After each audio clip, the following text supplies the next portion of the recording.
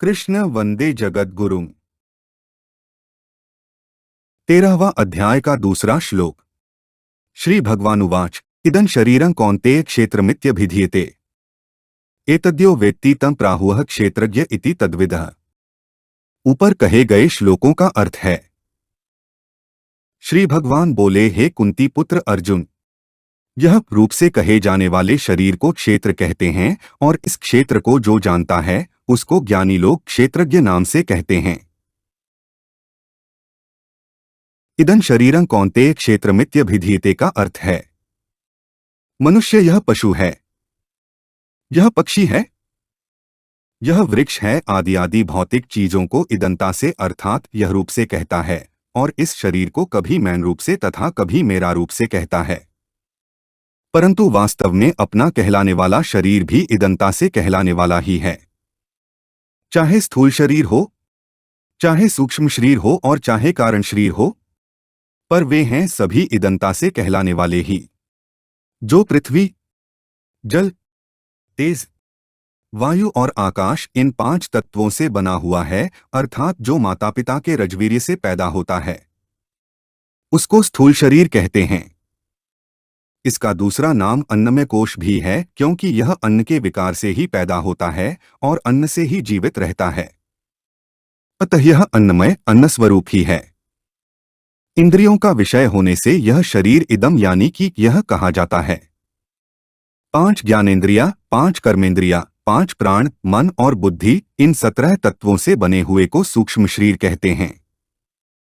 इन 17 तत्वों में से प्राणों की प्रधानता को लेकर यह सूक्ष्म शरीर प्राणमय कोश, मन की प्रधानता को लेकर यह मनोमय कोश और बुद्धि की प्रधानता को लेकर यह विज्ञानमय कोश कहलाता है। ऐसा यह सूक्ष्म शरीर भी अंतःकरण का विषय होने से इदम कहा जाता है। अज्ञान को कारण शरीर कहते हैं।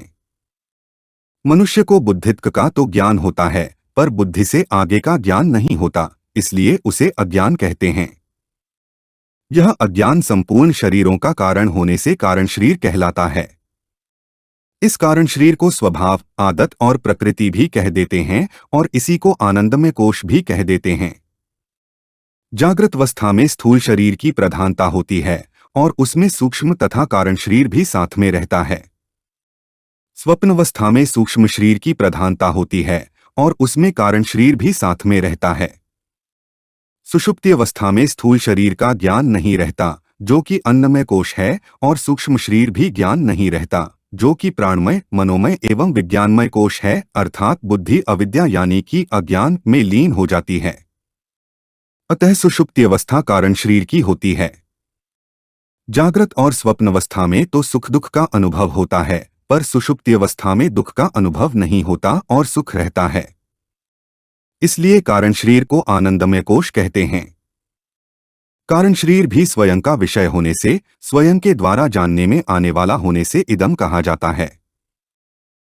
उपर्युक्त तीनों शरीरों को शरीर कहने का तात्पर्य है कि इनका प्रतिक्षण नाश होता रहता है। इनको कोश कहने का तात्पर्य है कि जैसे चमड़े से बनी हुई थैली में तलवार रखने से उसकी म्यान संज्ञा हो जाती है, ऐसे ही जीवात्मा के द्वारा इन तीनों शरीरों को अपना मानने से, अपने को इनमें रहने वाला मानने से इन तीनों शरीरों की कोश संज्ञा हो जाती है। इस शरीर को क्षेत्र कहने का तात्पर्य है कि यह प्रतिक्षण नष्ट होता, प्रतिक्षण बदलता है। यह इतना जल्दी बदलता है कि इसको दोबारा कोई देख ही नहीं सकता अर्थात दृष्टि पड़ते ही जिसको देखा उसको फिर दोबारा नहीं देख सकते क्योंकि वह तो बदल गया। शरीर को क्षेत्र कहने का दूसरा भाव खेत से है। जैसे खेत में तरह तरह के बीज डालकर खेती की जाती है, ऐसे ही इस मनुष्य शरीर में अहंता ममता करके जीव तरह तरह के कर्म करता है। उन कर्मों के संस्कार अंतःकरण में पड़ते हैं। वे संस्कार जब फल के रूप में प्रकट होते हैं तब दूसरा देवता, पशु पक्षी, कीट पतंग आदि का शरीर मिलता है। जिस प्रकार खेत में जैसा बीज बोया जाता है वैसा ही अनाज पैदा होता है, उसी प्रकार इस शरीर में जैसे कर्म किए जाते हैं उनके अनुसार ही दूसरे शरीर, परिस्थिति आदि मिलते हैं। तात्पर्य है कि इस शरीर में किए गए कर्मों के अनुसार ही यह जीव बार बार जन्म मरण रूप फल भोगता है। इसी दृष्टि से इसको क्षेत्र यानी कि खेत कहा गया है।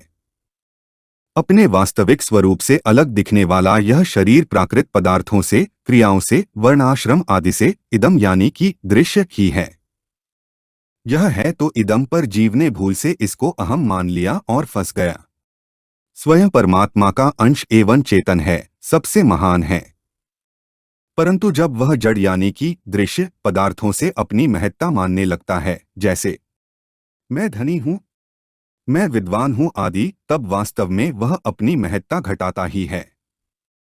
इतना ही नहीं, अपनी महान बेइज्जती करता है, क्योंकि अगर धन, विद्या आदि से वह अपने को बड़ा मानता है, तो धन विद्या आदि ही बड़े हुए उसका अपना महत्व तो कुछ रहा ही नहीं। वास्तव में देखा जाए तो महत्व स्वयं का ही है, नाशवान और जड़ धनादि पदार्थों का नहीं, क्योंकि जब स्वयं उन पदार्थों को स्वीकार करता है तभी वे महत्वशाली दिखते हैं। इसलिए भगवान इदं शरीरं क्षेत्रम पदों से शरीरादि पदार्थों को अपने से भिन्न इदंता से देखने के लिए कह रहे हैं।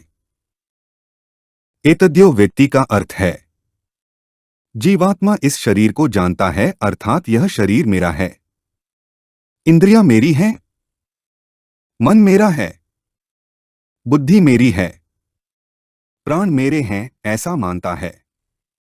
यह जीवात्मा इस शरीर को कभी मैं कह देता है और कभी यह कह देता है, अर्थात मैं शरीर हूं, ऐसा भी मान लेता है, और यह शरीर मेरा है, ऐसा भी मान लेता है। इस श्लोक के पूर्वार्ध में शरीर को इदम पद से कहा है और उत्तरार्ध में शरीर को एतत् पद से कहा है। यद्यपि ये दोनों ही पद नजदीक के वाचक हैं, तथापि इदम की अपेक्षा एतत् पद अत्यंत नजदीक का वाचक है।